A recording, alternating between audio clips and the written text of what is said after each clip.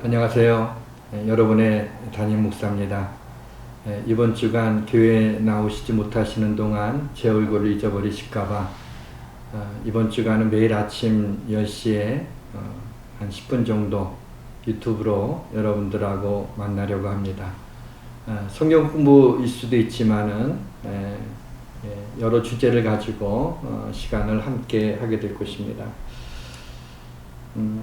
하나님의 말씀을 먼저 읽고 여기에 대한 말씀을 전해드리도록 하겠습니다. 히브리서 9장 12절에서 14절 말씀입니다. 염소와 송아지의 피로 하지 아니하고 오직 자기의 피로 영원한 속죄를 이루사 단번에 성소에 들어가셨느니라.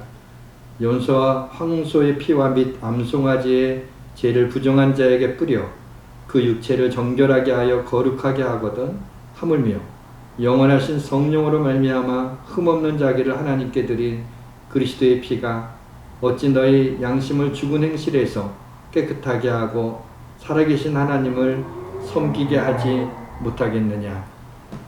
자기가 죽어가는 것을 알아서인지 성전 문 앞에 가까이 이르자 품에 안아 있는 양이 몸부림치기 시작을 합니다.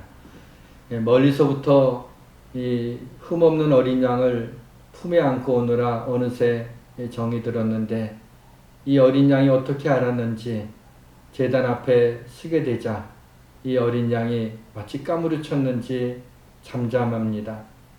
그래서 무슨 일인가 싶어서 어린 양을 들여다봤더니 어린 양의 눈가에 눈물이 촉촉히 맺혀 있는 것입니다. 애써 그 눈길을 외면하고 제사장, 화려하게 옷을 입은 제사장 앞에 양을 내려놓습니다.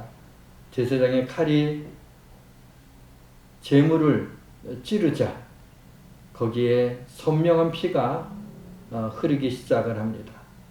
그리고 양의 울음소리가 들리기 시작을 합니다. 그리고 피비린내가 나기 시작을 합니다. 나 대신 이 양이 대신 죽어야 되는 것이 좀 미안했지만은 죄사함을 받기 위해서는 어쩔 수가 없었습니다.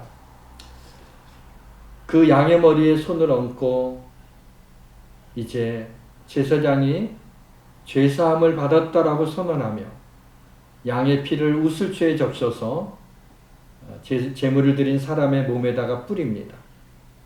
그리고 거기에 있는 다른 성전 기구에도 어린 양의 피를 뿌립니다. 그것으로서 죄사함을 받은 것입니다.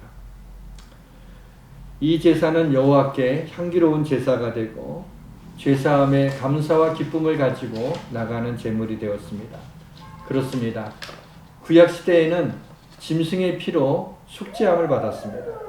그러나 그리스도가 오신 후로는 그분의 피로 죄로 용서받는 길이 열린 것입니다.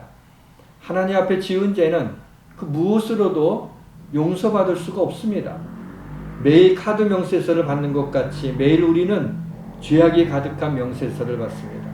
이 명세서는 눈물로도 지워지지 않고 비누로도 지워지지 않고 PC의 딜리케이트 키로도 지워지지 않습니다. 오직 예수 그리스도의 피로서만 우리의 죄사함을 받을 수가 있습니다.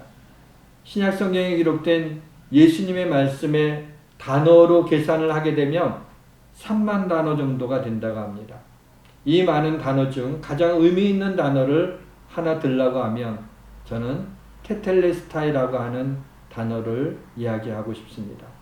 테텔레스타이는 헬라어로 예수님이 십자가에서 7마디 말씀을 하셨는데 그 중에 하나입니다. 그 뜻은 거래 완료입니다. 예수님이 십자가에서 물과 피를 다 쏟으시고 내가 목마르자라고 말씀을 하시자 사람들이 진정 효과가 있는 쓸개탄 포도주를 적신 해면에 우슬초를 메어서 예수님의 입에다가 가져다 주었습니다. 예수님은 신포도를 받으시고 그것이 자신의 몸에 고통을 덜게 하려는 것인 줄 아시고 그 잔을 마시지 않았습니다. 그리고 이 말씀을 하시고 다 이루었다 라고 말씀을 하셨는데 다 이루었다라는 말이 테텔레스타입니다. 마태복음과 마가복음에 보게 되면 크게 소리를 지르고 운명하셨다고 나와 있는데 요한복음에는 바로 크게 소리 지른 것이 바로 이 다 이루었다. 테텔레스타이라고 외치고 돌아가신 것입니다.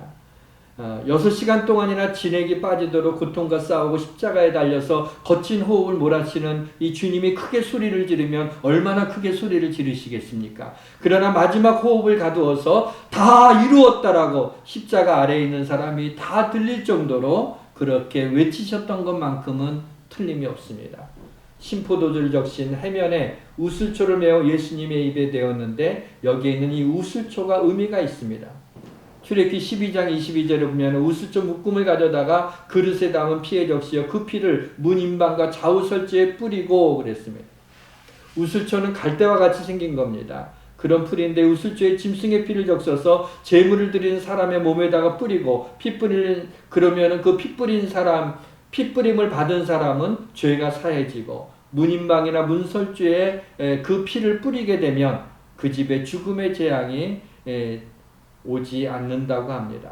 시편 51편 7절 말씀에 우슬초로 나를 정결하게 하소서 내가 정하리이다.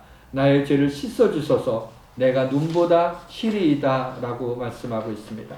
시브리서 9장에 보게 되면 모세가 모든 백성들에게 계명을 가르치고 송아지의 염소의 피를 우슬초에 적셔서 백성에 뿌리면서 이렇게 말합니다. 이는 하나님이 너희에게 명하신 언약의 피다. 율법에 따라 모든 물건이 피로써 정결하게 되나니 피 흘림이 없은즉 사함이 없느니라. 피를 흘리지 않으면 죄 사함이 없습니다. 왜냐하면 레위기 11장 11절에 육체의 생명은 피에 있음이라 생명이 피에 있으므로 피가 죄를 속하느니라 말씀하고 있기 때문입니다. 예수님이 십자가에 달려 돌아가시기 전에 39대에 그 나비 달린 채찍으로 등을 맞으셔서 등의 살점에 패여진 곳에서 피가 흐르기 시작을 합니다. 머리에서 흐르는 피는 네가 유대인의 왕이다 그러면서 굵은 가시로 된 면류관을 예수님의 머리에다가 꽉 씌워서 거기에 가시에 찔린 머리에서 흐르는 피가 얼굴을 타고 흐릅니다. 양 손과 발에는 굵은 대못이 관통하여 쉼없이 손과 발에서 피가 솟구쳐 오르고 있습니다.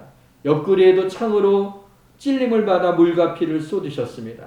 그렇게 예수님이 나를 위하여 십자가에서 피 흘려 죽으심으로 이 사실을 믿는 자에게는 죄사함의 은혜를 주시고 하나님의 자녀가 되는 은혜를 베풀어 주셨습니다. 이것으로서 우리는 구원을 받은 것입니다. 다 이루었다는 말씀은 우리의 구원을 완성하셨다는 말씀입니다. 이 은혜가 평생 우리의 가슴을 촉촉하게 적시었으면 좋겠습니다.